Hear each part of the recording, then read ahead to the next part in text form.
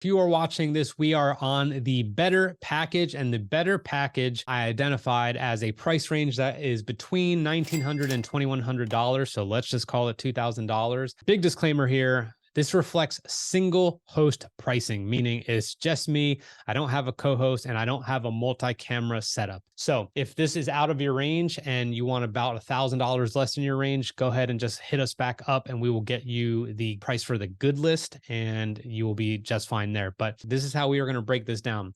Cameras and support gear. We're going to talk about lights. We are going to talk about microphones, headphones, audio interface, and power.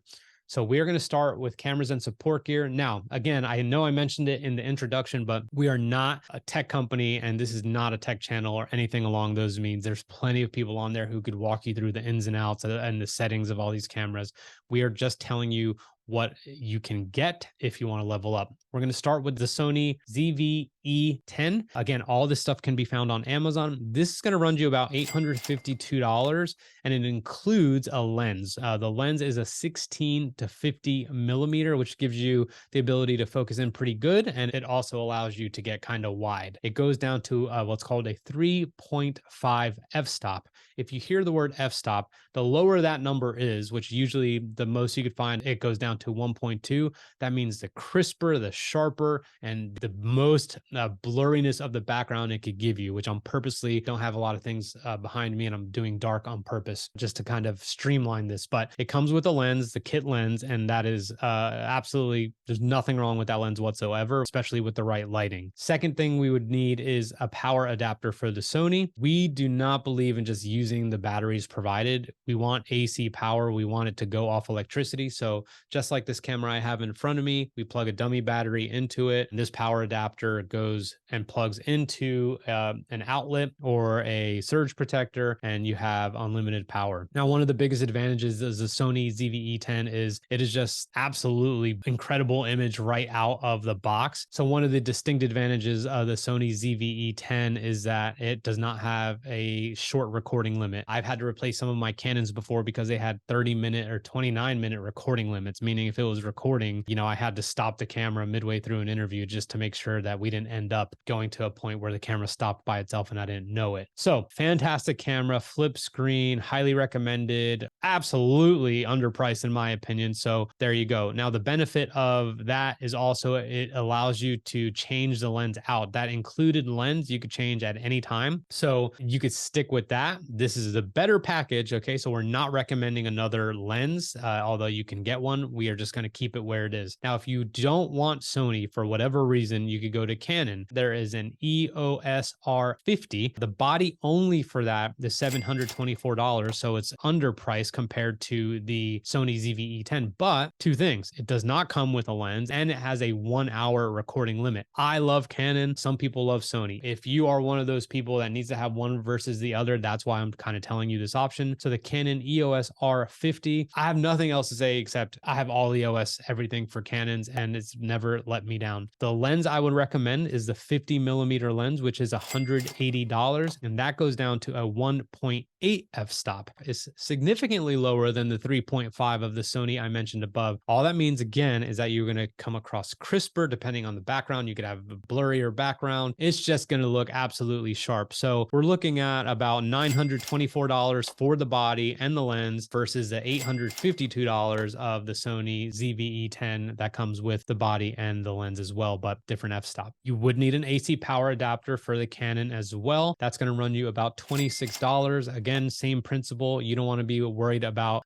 battery running out. Now, what I should have mentioned before is recording limit only actually matters if you are pressing record on the camera. This camera right here, this Canon EOS R, has a 29-minute recording limit, but I'm recording with Zoom right now and I have my iPhone off to the side. I'm not actually recording. The camera is powered on but it's not physically recording. If I'm doing this, then the recording limit might not mean anything to you. If you are recording direct to the camera, and maybe you're going to get a couple of the cameras and you're going to do in-person podcasts, that's absolutely where the recording limit comes into play. We're going to move on to a tripod. I recommend this tripod from a company called UB Size. It's 67 inches. Getting close to 70 inches or 70 inches is good in terms of the height, but it also is going to allow you to pan up and down, left and right. If you go basic with a tripod, you are going to be very limited in your ability to kind of move the camera and angle the camera, which is not a place you want to be. There are better tripods out there, Manfrotto brands, but those are highly expensive. Again, we're trying to keep costs at a minimum, and we're just talking about a tripod here. That's going to run you about $42. If you are recording direct to the camera, not virtually or not to the computer, SD cards are going to come into play here. You're going to have options from 64 gigabytes, 128 gigabytes memory, 256 gigabytes. The more memory, just like anything else, the more expensive it's going to be. Now, associated with these cards are a number that picks the upload speed. If it's V30, that's the slowest upload speed. If it's a V60, it's a little bit faster. V90 is the fastest. So the higher the memory and the higher the upload speed, the more expensive it's going to be. What I've chosen, if you were going to use a SD card for direct to camera filming, 128 gigabytes V60,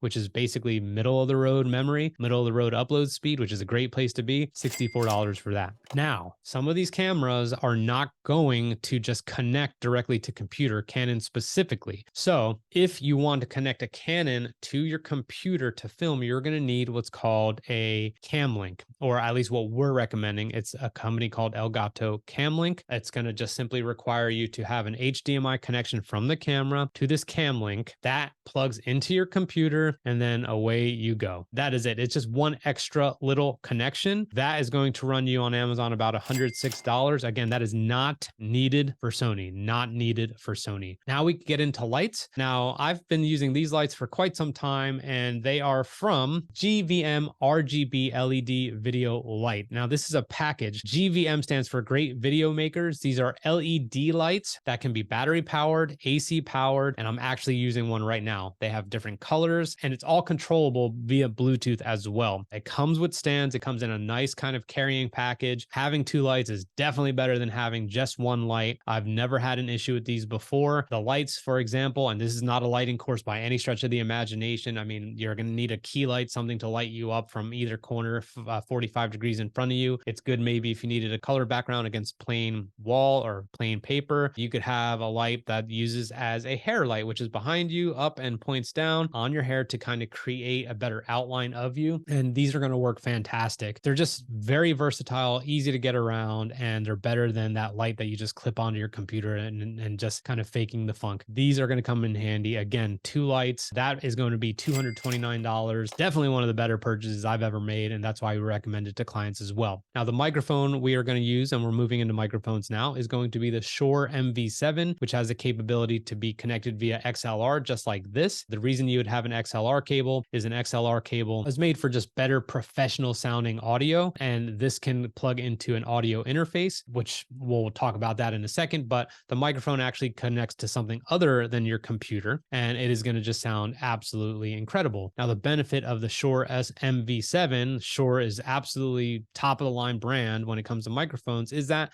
it could also be a USB microphone, meaning it can plug directly into your computer. So if you're doing the virtual interviews, you have the ability to use that. You also have the additional benefit of the desktop app associated with that Shure MV7, which is going to allow you to kind of create sound profiles and just check things that you can't check with a Shure SM7B, even though this one is considered the top of the line. So that versatility is going to afford you a lot. You've seen the microphone. I've heard the microphone. Our clients have the microphone. It is a fantastic choice. That's going to be $266, and you will need a desktop stand for that at $17. I'm not going to get into boom arms. I'm not going to get into all the different things that you can use to hold your microphone. I think if you just want it to be simple and you're going to be at your desk, use a desktop stand. If you are looking to be versatile and you're doing in-person interviews or anything like that, you can do your research on YouTube or Amazon, or go check out our best package, and we'll have a couple options there for you as well. The next thing we're we're going to cover is headphones. Headphones are not required. A lot of people are going to tell you they are, but that's okay. Headphones are more important for in-person podcasts if you have more than 2 people, period, point blank. I've been doing this a very long time, and as many experts as I want to say, you need headphones so you could hear yourself better. I can hear myself just fine now, and I'm using this microphone. If the other person's on the other end, there's usually echo cancellation on all virtual podcast recording platforms. So again, headphones are not going to be an issue. If you need headphones for any other reason, the ones I'm recommending are the Sennheiser headphones. They are low profile. They're $93, and they are just a very, very well-known brand when it comes to sound. So there you go. Audio interface. Now, the reason I mentioned audio interface is because the MV7 gives you the option to record via an audio interface. This cable is going right now to what's called a Rodecaster Pro, which is an audio interface. We are not recommending a Rodecaster Pro, but an audio interface is somewhere where the sound is going to be directly recorded into that device. Do you need that? No, you don't necessarily need that, but the sound is going to be just pretty significantly better, and it is going to be crisp, and it's just not going to experience any compression or anything along those lines. My Rodecaster Pro is actually connected to my computer via a couple cables, so we're not going to get into that. But this is for in-person podcasting. If you are going to be using the MV7 or any other microphone that requires an XLR cable, you will need an audio interface, and we are recommending the Zoom H6, and you will need a USB adapter to plug it in because you want to be able to plug that thing into the wall, unless you want to rely on batteries. You already know how I feel about that. That's going to run you around $299. I have never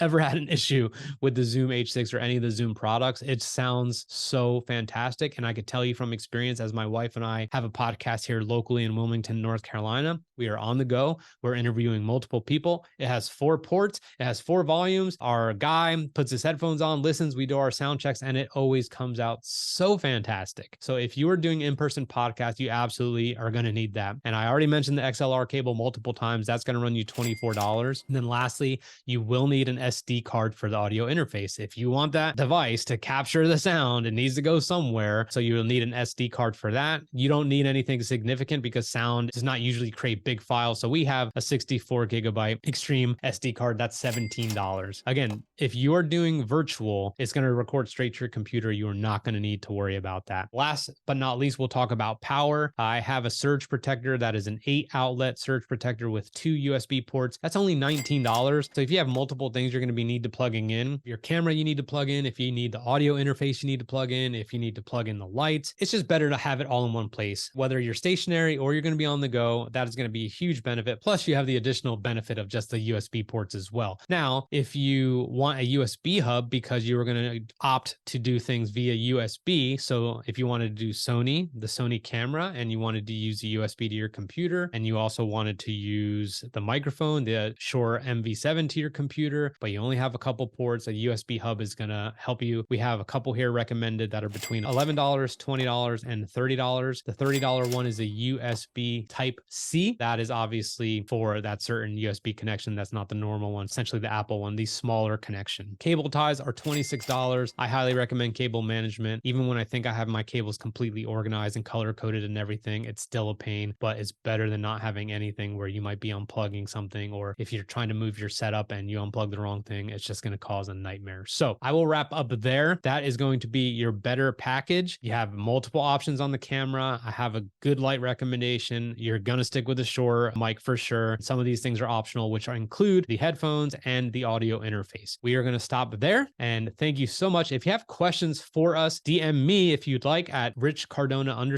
Instagram, or you can also comment on any of our videos on YouTube. You could also email us at info@richcardonamedia.com. Thank you so much for your attention. We'll see you around.